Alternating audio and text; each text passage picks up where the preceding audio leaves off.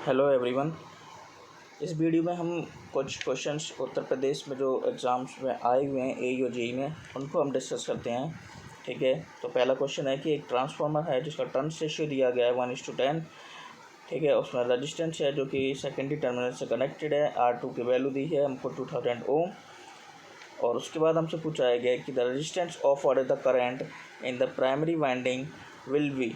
ठीक है, तो प्राइमरी वाइंडिंग का हमसे रेजिस्टेंस पूछा गया है। ऑप्शंस हमको दिए गए हैं, तो हम देखिए कैसे सॉल्व करते हैं इसको। हम जानते हैं कि हमको N1 की वैल्यू जो प्राइमरी टर्न से वो 1 दिया है और N2 की वैल्यू हमको दिया गया है 10। ठीक है, हम ये भी जानते हैं कि हमारा टर्न्स रेशियो जब हम निकालेंगे तो A = N1/N2 हो जाएगा। ठीक है, तो N1/N2 यानी कि 1/10, तो A की वैल्यू हमारी क्या निकल के आएगी 0.1 निकल के आ गई 0.1। ओके, सो हम जैसे जानते हैं कि हमको अगर प्राइमरी साइड का रेजिस्टेंस को फाइंड करना है तो R1 = R2 × A², है ना। यही फार्मूला होता है जब हम प्राइमरी साइड रेफर करके वैल्यू निकालते हैं प्राइमरी की। तो कैसे सॉल्व करेंगे, R2 की वैल्यू हमको दी है 2000 ओम और A² को आपका यानी कि 0.1 का स्क्वायर, 0.1 का स्क्वायर आपका आंसर निकल के आएगा 20 ohm. So 20 ohm is your right answer here. Okay, next question है कि प्राइमरी करंट है and a current transformer is increased to a very high value it will cause. अगर हम करंट ट्रांसफार्मर के प्राइमरी करंट को बहुत high value कर दें तो इसका इफेक्ट क्या होगा। तो देखिए, जो ऑप्शन नंबर सी है कि reduction in both ratio error and phase angle error. तो जो आपके जो फेज एंगल और रेशियो एरर जो आपके सीटी में पढ़े होंगे आपको, ठीक है, जिनके फॉर्मूले भी कुछ होते हैं। ठीक है, तो वो क्या होते हैं कि जब हम प्राइमरी करंट की वैल्यू बहुत हाई कर देते हैं तो आपका ये जो दोनों एरर्स हैं आपके रिड्यूस हो जाते हैं। C is your right answer.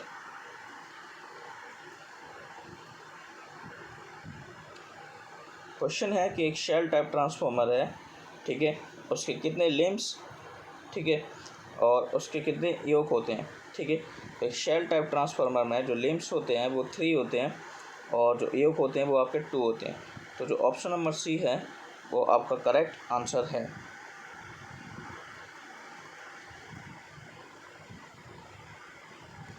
If the frequency of transformer is increase 3 times maximum flux density in the core. तो जैसा कि आप जानते हैं कि आपकी फ्रीक्वेंसी अगर हम 3 गुना बढ़ा दें तो मैक्सिमम फ्लक्स डेंसिटी क्या हो जाएगी आपकी 3 गुना घट जाएगी। कैसे, आप जानते हैं कि B जो होता है यानी कि मैक्सिमम फ्लक्स डेंसिटी वो आपका होता है B/F। ठीक है, तो क्वेश्चन में दिया गया है आपको कि अगर आपकी फ्रीक्वेंसी जो है वो 3 गुना बढ़ गई है तो आपकी जो मैक्सिमम फ्लक्स डेंसिटी है वो 3 गुना रिड्यूस हो जाएगी, है ना। So your option number B is the right answer. So here अगला क्वेश्चन है कि the no load current of a transformer is 20 ampere. ठीक है, पावर फैक्टर दिया है 0.2 lagging.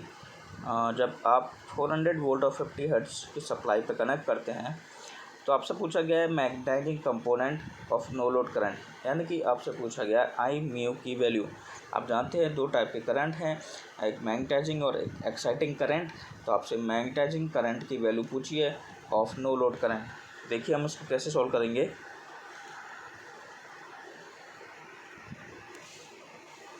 So here we can solve. We know that the formula I omega is equals to I naught cos phi naught. Yes, तो I naught की value आपको जो है question में दी है no load current I naught into cos phi naught की value आपको दिया है 0.2। ठीक है, तो आपकी वैल्यू निकल के आएगी इधर 4। तो आप फार्मूला जानते हैं, नो लोड करंट का फार्मूला होता है आपका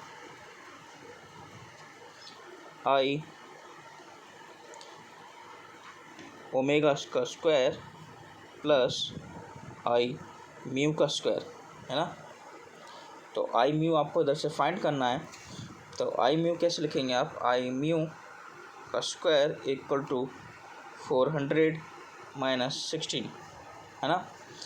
आपका ये निकल के आएगा। तो इसकी वैल्यू होती है 384, और आई म्यू जब आप फाइंड करेंगे तो इसका अंडर रूट हो जाएगा 384 का, जो कि 19.6 के बराबर होता है ना। 19.6 is your right answer. So the question is here that the copper losses of transformer are, ठीक है। तो कॉपर लॉसेस का पूछा है ट्रांसफार्मर में कि किसके प्रोपोर्शनल होती है। एक्चुअली टर्न्स रेशियो के उससे देखा गया है। तो टर्न्स रेशियो की जो हम बात करते हैं कॉपर लॉसेस की, तो ये डायरेक्टली प्रोपोर्शनल होती है square of the turns ratio, ठीक है। तो ट्रांसफार्मर का कॉपर लॉस होता है वो डायरेक्टली प्रोपोर्शनल होता है स्क्वायर ऑफ टर्न्स रेशियो। जैसे कि फॉर्मूला आप जानते हैं कि RO1 से डिनोट करते हैं, जो कि होता है R1 प्लस R2 अपॉन के स्क्वायर, यानी कि it is proportional to the square of turns ratio. So D is your right answer. The question is here, which of the following losses in transformer is zero even at full load, है ना।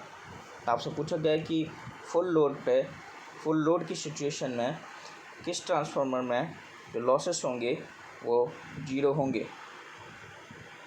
कौन से losses होंगे, friction losses ना, क्योंकि friction losses is absent in the transformer case. So option number B is your right answer. देखिए ये जो क्वेश्चन है वो ट्रांसफार्मर के हैं, केवल जो पेपर में आए हुए हैं। नेक्स्ट वीडियो या फिर जो अगला भी वीडियो आएगा तो उसमें हम दूसरे ट्रांसफार्मर की वीडियो देखेंगे, लेकिन दूसरे एग्ज़ाम्स के। तो ट्रांसफार्मर के पार्ट्स ख़त्म कर देंगे हम। Okay, so the question is यार नेक्स्ट, एक ट्रांसफार्मर है जिसका टर्न्स रेशियो आपको दिया गया है 1:5 और एक रेजिस्टेंस है 1000 ओम, ठीक है। तो सेम क्वेश्चन है जो आपने पिछला करा था, ठीक है। तो कैसे आप सॉल्व करेंगे इसको, के की वैल्यू क्या होगी N2/N1, यानी कि 5, यानी कि टर्न्स रेशियो की वैल्यू निकल के आएगी आपकी 5, ठीक है। अब आप जानते हैं कि अब प्राइमरी करंट का रेजिस्टेंस आप फाइंड करेंगे तो R/K², ठीक है। तो R आपका क्या है 1000 ओम, और K² कितना है आपका 1/5², ठीक है। तो 1/K² यानी कि 1/5², तो 1000 डिवाइडेड बाई 25, आपका आंसर निकल के आएगा 40 ओम, ठीक है। तो इसको आप मैंने आपको बताया है मौखिक, तो आप इसको सॉल्व कर सकते हैं। बाकी पहला क्वेश्चन है जो इसी लेक्चर का सेम क्वेश्चन है, ठीक है। Okay, ferrite cores are used in high frequency transformer because it has, ठीक है। तो आप जानते हैं कि फेराइट कोर को हम इसलिए यूज़ करते हैं क्योंकि इसमें जो रेजिस्टेंस होता है वो हाई होता है, ठीक है।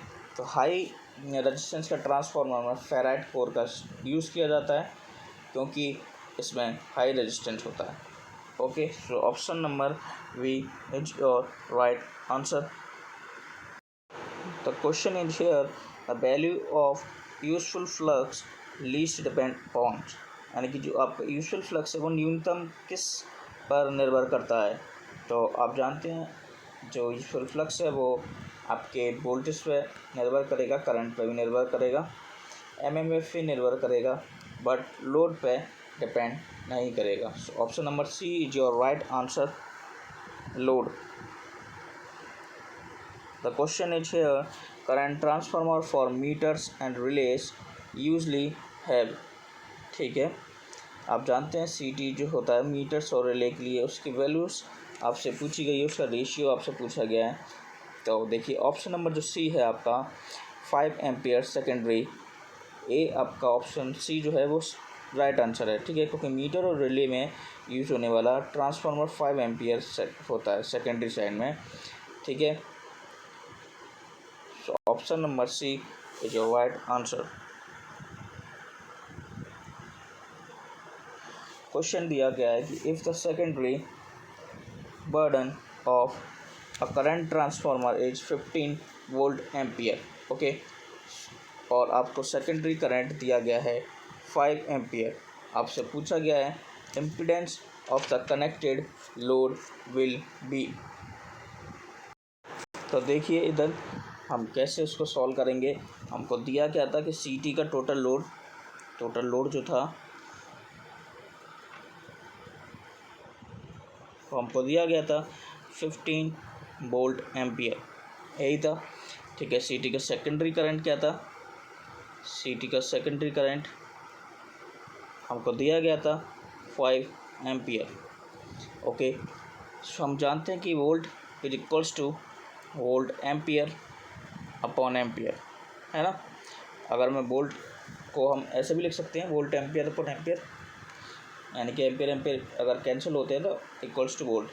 तो देखिए वोल्ट एम्पियर यानी कि टोटल लोड है हमारा, ठीक है, 15, और एम्पियर मतलब 5, क्योंकि 3 वोल्ट निकल के आएगा।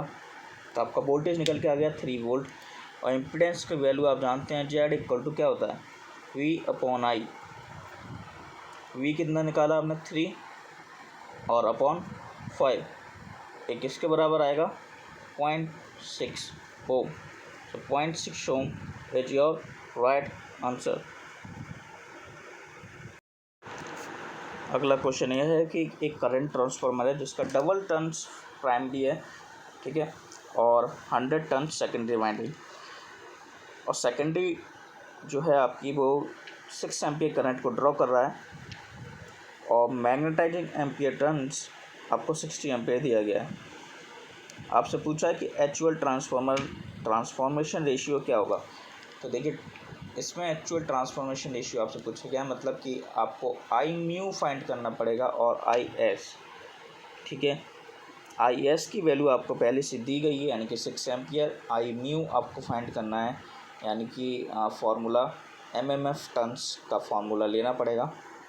तो देखिए कैसे सॉल्व करेंगे इसको। तो एमएमएफ टर्न्स यानी कि आपको आई एस दिया है, यानी कि N1 into I mu equals to 600 ampere turns.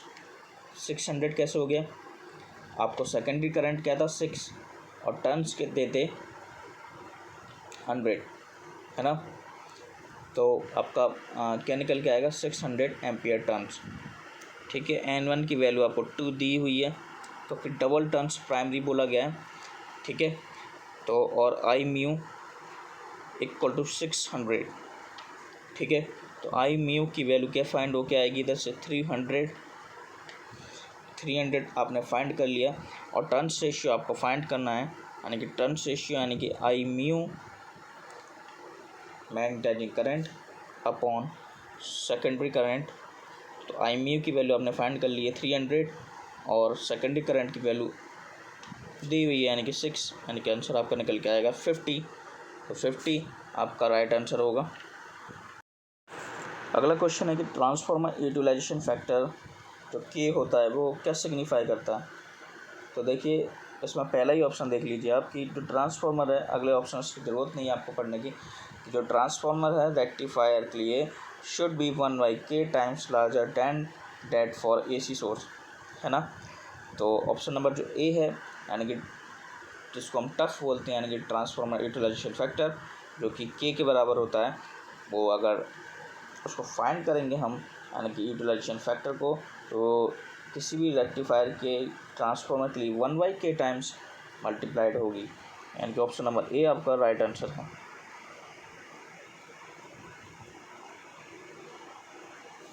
आपको क्वेश्चन दिया है कि parallel operation of 2 transformer with which of the following vector group is possible, है ना।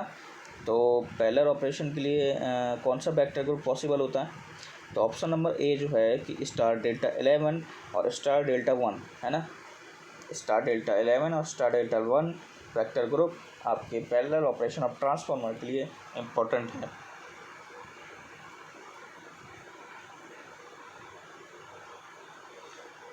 क्वेश्चन है कि the exciting current in a single phase transformer consist of, है ना, कि सिंगल फेज ट्रांसफार्मर में एक्साइटिंग करंट का क्या क्या मौजूदा विद्युत प्रवाह में शामिल है। ठीक है, तो आप जानते हैं ऑप्शंस क्या दिए हुए हैं। देखिए, fundamental component current, odd harmonics, even harmonics और fundamental and odd harmonics.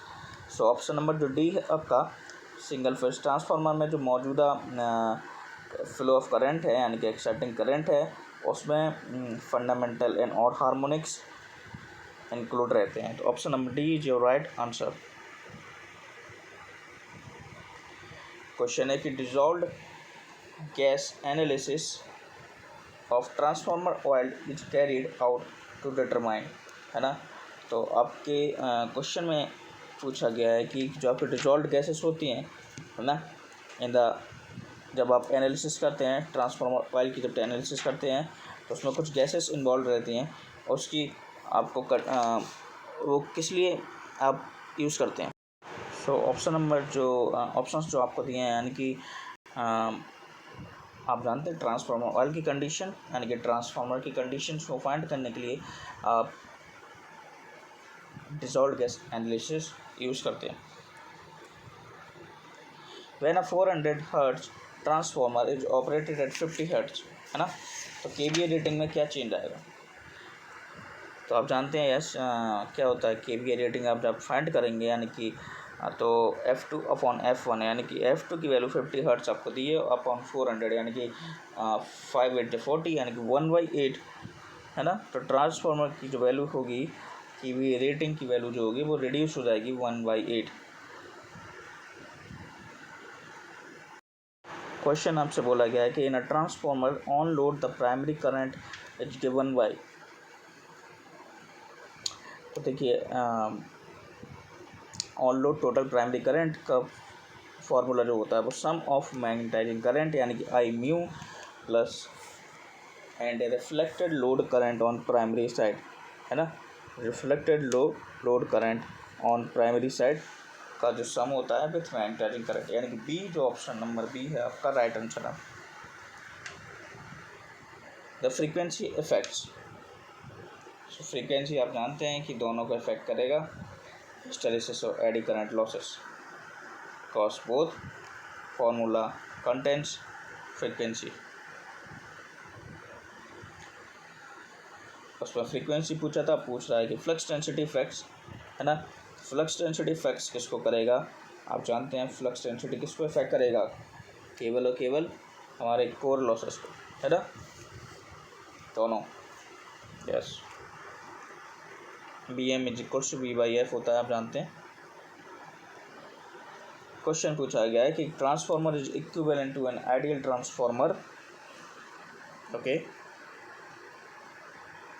Options are here.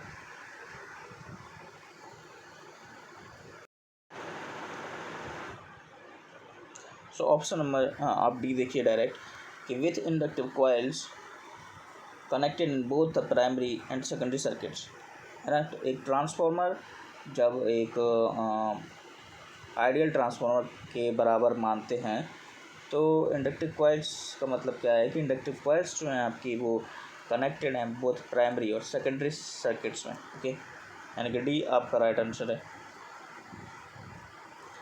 Question है कि the delta connection has the advantages of restricting the third harmonic components current to, option number B, only option number B, yes, with in delta connection, है ना। तो जो third harmonics की हम बात करेंगे तो with in delta connection.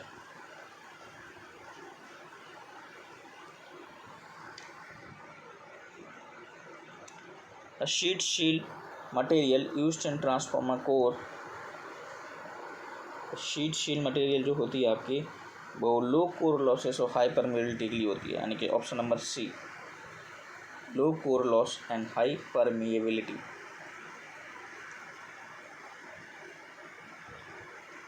Question है कि two three phase transformer can be operated in the parallel if the condition, कौन सी कंडीशन आपकी सेटिस्फाई होनी चाहिए तो थ्री फेज ट्रांसफार्मर आपके पैरेलल में कनेक्टेड है ना। तो देखिए ऑप्शंस को हम देखते हैं।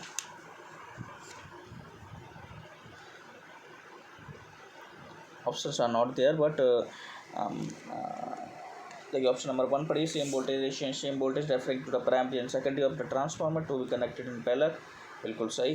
The phase displacement between primary and secondary must to be the same for all transformer connected in parallel, बिल्कुल सही। The phase sequence must be same, बिल्कुल सही। तो तीनों ऑप्शन हमारे सही हैं। अगला क्वेश्चन है कि regulation of a transformer is defined by the rise in primary voltage required to maintain rated output voltage at a rated given power factor for a lagging power factor load, ठीक है। तो देखिए question अब regulation का है, तो आप जानते हैं कि रेगुलेशन का फॉर्मूला क्या होता है, no load minus full load upon full load. तो ऑप्शन भी क्या होना चाहिए आपका, from no load to full load. So option number B is your right answer. अगला क्वेश्चन है कि एक short circuit test and a transformer carried out, ठीक है। तो शॉर्ट सर्किट टेस्ट जो होता है आपका, है ना, वो फुल लोड करंट के लिए हम फाइंड करते हैं, ठीक है, at full load current. Short circuit test in a transformer is carried out at full load current. Option number A is your right answer. An exact equivalent circuit of a transformer is given by, एक exact equivalent circuit आपसे पूछ रहा है, तो आप जानते हैं exact equivalent circuit में क्या होता है कि रेजिस्टेंस और इंडक्टेंस प्राइमरी साइड भी लगे हुए होते हैं, and secondary windings and conductance and susceptance to represent some mutual flux, है ना। आप जानते हैं कि प्राइमरी साइड में आर और एक्स, R1 X1 होता है, सेकेंडरी साइड में R2 X2 होता है, इन द मिडिल जब आप प्रेफर करते हैं तो सम susceptance is there and conductance is also there. So option number B is your right answer. The no load current, the no load primary input is approximately equal to the, तो no load primary input जो होता है वो आप किसके equal होता है, बिल्कुल आयरन लॉस के, है ना। नो लोड प्राइमरी इनपुट का मतलब क्या हुआ, आपके iron losses of a transformer. Question में पूछा है कि ट्रांसफार्मर का डाइलेक्ट्रिक स्ट्रेंथ, ऑयल के डाइलेक्ट्रिक स्ट्रेंथ की वैल्यू कितनी होती है। तो आप जानते हैं इसको कि इसका आंसर है 30 kV, है ना। 30 kV is your answer. Sorry, so here option number D is your right answer, ठीक है, 30 kV। तो आप जानते हैं कि देखिए ट्रांसफार्मर ऑयल की कुछ बातें हैं, जैसे कि डाइलेक्ट्रिक स्ट्रेंथ आपका 30 kV पर mm हो गया, फ्लैश पॉइंट की वैल्यू इसकी होती है 140 डिग्री सेल्सियस, स्पेसिफिक ग्रेविटी की वैल्यू होती है 0.88 टू 1.88, पोर पॉइंट की मैक्सिमम वैल्यू होती है 90 डिग्री सेल्सियस, स्लज वैल्यू इसकी होती है 1.2% और लो विस्कोसिटी इसकी होती है। The viscosity of transformer oil should भी अभी हमने बताया low, so the viscosity should be लो।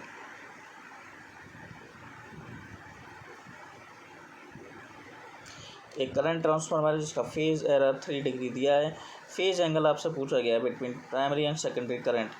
तो देखिए इसको कैसे सॉल्व करेंगे आप, आपको फेज एरर की वैल्यू दी है, यानी कि फेज एरर और 180 डिग्री आपका वैल्यू होती है मेन, 180 डिग्री में से आप 3 डिग्री की वैल्यू आप माइनस कर देंगे, तो आपका आंसर क्या निकल के आ रहेगा, 177 डिग्री, है ना। 177 degree is your answer. Harmonics in any transformer are generated due to the following factors, है ना। तो harmonics in any transformer are generated due to the which of the following factors. So saturation of core, आप जानते हैं कि जैसे हो जाएगा आपके कोर में सैचुरेशन यानी संतृप्तता, तो आपके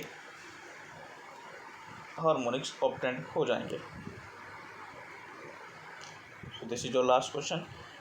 So we will discuss some more question from any other exams okay came in J and A. So thank you here.